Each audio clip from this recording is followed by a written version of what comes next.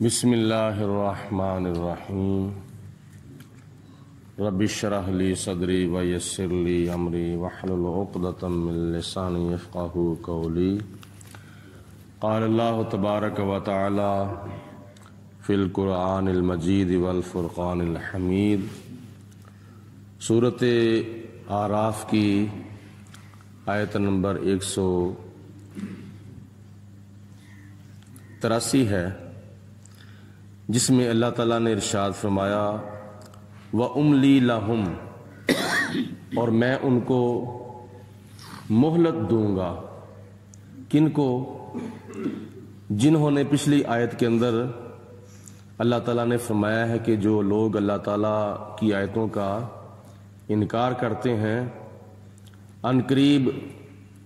بتدریج ہم ان کو عذاب کے اندر اس طرف سے داخل کریں گے جہاں سے ان کو پتہ بھی نہیں چلے گا۔ تو اگر دنیا کے اندر میں ان کو وقتی طور پر عذاب نہ دوں تو یہ میرا ایک طریقہ ہے، وَأُمْلِي لَهُمْ، میں ان کو مہلت دے رہا ہوں، آج نہیں تو کل، کل نہیں تو پرسوں، کبھی نہ کبھی تو ان کے اوپر میرا عذاب آئے گا۔ اِنَّ کَیدِی متین، بے شک میری خفیہ تدبیر جو ہے وہ بڑی سخت اور بڑی مضبوط ہوتی ہے۔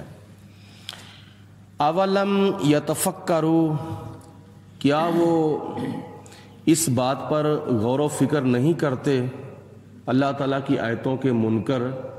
اللہ تعالیٰ کی آیتوں کو جھٹلانے والے اس بات پر غور و فکر نہیں کرتے کہ ما بصاحبہم من جنات، کہ ان کے صاحب یعنی حضور نبی کریم علیہ الصلوۃ والسلام کا جنون کے ساتھ کسی قسم کا کوئی تعلق نہیں ہے، کیونکہ کافر لوگ نبی پاک علیہ الصلوۃ والسلام کو مجنون کہتے ہیں اور مجنون کہتے تھے،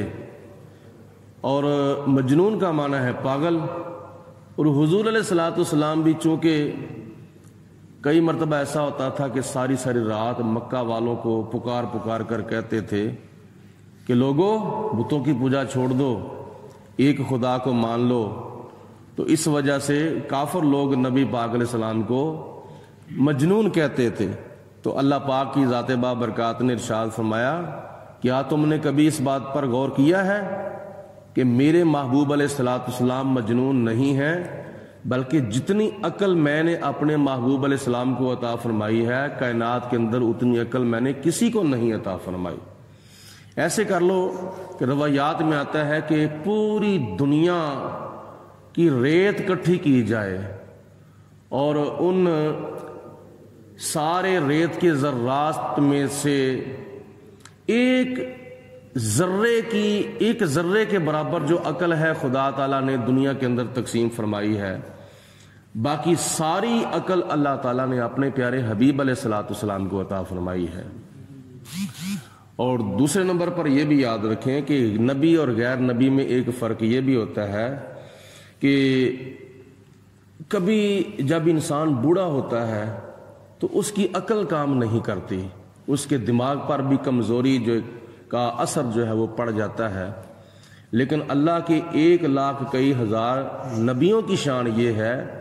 کہ اللہ کے نبی بوڑھے بھی ہو جائیں لیکن ان کی عقل کے اوپر، ان کے دماغ کے اوپر کسی قسم کی کمزوری کا کوئی اثر نہیں پڑتا۔ اللہ پاک نے ارشاد فرمایا ان ہوا الا نذیر مبین، بے شک وہ تو کھلم کھلے اللہ تعالیٰ کے عذاب سے ڈرانے والے ہیں۔ اولم ینظروا، کیا انہوں نے اس چیز کو غور سے نہیں دیکھا، فی ملکوت السماوات والارض، کہ زمین و آسمانوں کی نشانیوں کے بارے میں، وما خلق اللہ من شیء، اور اللہ تعالیٰ کی ہر مخلوق کے بارے میں کبھی انہوں نے غور سے نہیں دیکھا، وَأَنْ عَسَىٰ أَن يَكُونَ قَدِ اقْتَرَبَ أَجَلُهُمْ، کیا انہوں نے اس بات کے بارے میں بھی کبھی غور سے نہیں دیکھا کہ شاید ان کا مقررہ وقت جو ہے وہ قریب آ چکا ہے؟ ان کو اس ایسی باتوں پر غور کرنا چاہیے کہ اللہ پاک کی ذات بابرکات نے زمینوں کے اندر اور آسمانوں کے اندر ہمارے لیے عبرت کی بڑی بڑی نشانیاں پیدا فرمائی ہیں، اور بلکہ 18,000 مخلوقات اللہ تعالیٰ نے جو پیدا کی ہیں، ہر مخلوق میں ہمارے لیے سبق ہے، اور اس بات پر بھی غور کرنا چاہیے ان کو کہ شاید ان کا آخری وقت جو ہے وہ قریب آ چکا ہے۔ فَبِأَيِّ حَدِيثٍ بَعْدَهُ يُؤْمِنُونَ،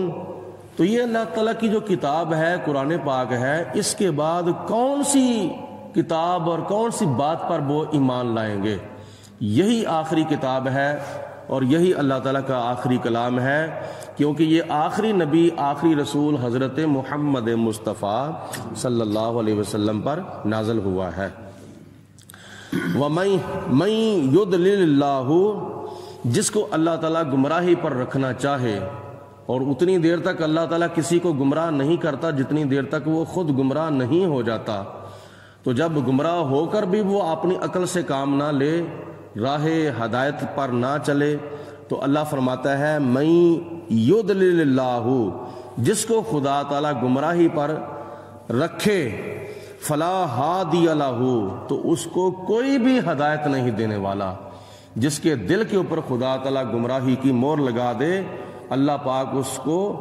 اللہ تعالیٰ کے سوا اس کو کوئی بھی ہدایت پھر نہیں دے سکتا۔ وَيَذَرُهُمْ فِي طُغْيَانِهِمْ يَعْمَهُونَ، اور اللہ تعالیٰ ان کو چھوڑ دیتا ہے تاکہ وہ گمراہی کے اندر بٹکتے رہیں۔ یسألونک، اے میرے حبیب علیہ السلام، آپ سے وہ سوال کرتے ہیں، عن الساعۃ، قیامت کے بارے میں، ایان مرساہا، کہ قیامت کب آئے گی۔ اے میرے پیارے حبیب، وہ آپ سے قیامت کے بارے میں سوال کرتے ہیں کہ قیامت کب آئے گی۔ قل، اے میرے حبیب علیہ السلام، آپ ان کو ارشاد فرما دیں، انما علمها عند ربی، اس قیامت کا جو علم ہے وہ تو صرف اور صرف میرے رب کے پاس ہے۔ یعنی ایک تو اس کی وجہ یہ ہے کہ میرا کام جو ہے وہ تمہیں قیامت کی خبر دینا نہیں ہے، میرا کام اللہ کا پیغام تمہارے تک پہنچانا ہے کہ قیامت آئے گی، یہ میرا کہنا فرض ہے، اور یہ بتانا فرض نہیں کہ قیامت کب آئے گی۔ ذاتی طور پر قیامت کا جو علم ہے وہ اللہ تعالیٰ کے پاس ہے، اور خدا کی ذات بابرکات نے ارشاد فرمایا، میرے محبوب ان کو کہہ دو کہ میں از خود یہ نہیں جانتا کہ قیامت کب آئے گی، خود بخود خدا تعالیٰ کی ذات ہی جانتی ہے، اور اللہ پاک کی ذات بابرکات نے مجھے علم عطا فرمایا ہے۔ میں اگر جانتا ہوں تو اللہ تعالیٰ کی عطا سے جانتا ہوں، اور یہ میری ذمہ داری نہیں ہے کہ تمہیں بتاؤں کہ قیامت کب آئے گی۔ میری ذمہ داری اتنی ہے کہ میں تمہیں یہ بتاؤں کہ قیامت آنی ہے، بس تم فکر کرو۔ لا یجلیہا لوقتہا الا ہو، اور اس کو اس کے وقت پر ظاہر کرنے والا یعنی لانے والا وہی ہے، اس کے سوا اور کوئی نہیں، یعنی قیامت لانے والا اللہ پاک ہی ہے جو خدا نے ٹائم مقرر کیا ہوا ہے۔ ثقلت فی السماوات والارض، اور قیامت کا آنا زمین پر بھی بھاری ہے اور آسمانوں پر بھی بھاری ہے۔ لا تأتیکم الا بغتۃ، وہ قیامت نہیں آئے گی، آئے گی تو اچانک آئے گی، یعنی اللہ پاک نے فرمایا کہ اچانک قیامت آئے گی، اور اس کی علامتیں جو ہیں وہ نبی پاک علیہ السلام نے حدیث پاک میں فرمائی ہیں۔ صدی نہیں بتائی، سال نہیں بتایا، دن بھی بتا دیا ہے، تاریخ بھی بتا دی ہے، وقت بھی بتا دیا ہے۔ حضور علیہ الصلوۃ والسلام نے فرمایا 10 محرم ہوگی، جمعے کا دن ہوگا، عصر کی نماز پڑھی جا رہی ہوگی، اچانک قیامت آ جائے گی۔ اتنی بات نبی پاک علیہ الصلوۃ والسلام نے ظاہر فرمائی ہے، باقی صدی بھی نہیں بتائی اور سال بھی نہیں بتایا۔ اس کی وجہ یہ ہے کہ لوگ قیامت کا فکر کریں اور زیادہ سے زیادہ دل کے اندر قیامت کا انتظار کریں اور فکر کریں اور اپنے اعمال کو سنواریں۔ یسألونک کأنک حفی عنہا، اے میرے حبیب علیہ الصلوۃ والسلام، آپ سے وہ سوال کرتے ہیں کہ گویا کہ آپ خوب تحقیق فرما چکے ہیں اس کے بارے میں۔ قل آپ فرما دو انما علمھا عند اللہ، اس کا علم جو ہے وہ ذاتی طور پر اللہ تعالیٰ کی ذات کے پاس ہے، ولیکن اکثر الناس، اور لیکن جو اکثر لوگ ہیں، لا یعلمون، وہ جانتے نہیں ہیں، وہ غور و فکر نہیں کرتے۔ قل اے میرے پیارے حبیب علیہ الصلوۃ والسلام آپ ارشاد فرما دو لا املک لنفسی ضرا ولا قل لا املک لنفسی نفعا ولا ضرا، آپ ان کو یہ بھی بات ارشاد فرما دو کہ میں ذاتی طور پر نفع نقصان کا مالک نہیں ہوں۔ اللہ پاک کی ذات بابرکات نے مجھے اختیار عطا فرمایا ہے، لیکن ذاتی طور پر نہ میں اپنی جان کے لیے نفع کا مالک ہوں، نہ میں نقصان کا مالک ہوں۔ الا ما شاء اللہ، یہ ذاتی طور پر جتنے بھی اختیارات ہیں نفع اور نقصان پہنچانے کے، وہ اللہ کے پاس ہیں، جو خدا تعالیٰ کی ذات بابرکات چاہے۔ ولو کنت، اور اگر میں ذاتی طور پر عالم الغیبہ، ذاتی طور پر اگر میں غیب جانتا ہوتا، لستکثرت من الخیر، تو میں بھی خیر کثیر کو جمع کر لیتا، لیکن ذاتی طور پر میں علم غیب نہیں جانتا۔ ہاں اللہ کی ذات بابرکات نے مجھے علم غیب نہیں بلکہ علم غیب کے خزانے عطا فرمائے ہیں۔ اگر میں ذاتی طور پر غیب جانتا ہوتا تو میں خیر کثیر جمع کر لیتا، اور دوسرے نمبر پر وما مسنی السوء، اور نہ ہی مجھے کوئی تکلیف پہنچتی، لیکن اللہ پاک کی ذات بابرکات کے امتحان مجھ پر آئے ہیں، اللہ کی آزمائشیں آئی ہیں۔ اگر میں ذاتی طور پر غیب جانتا تو پھر میرے اوپر یہ امتحان کیسے آتے، آزمائشیں کیسے آتی؟ ان انا الا نذیر و بشیر، اور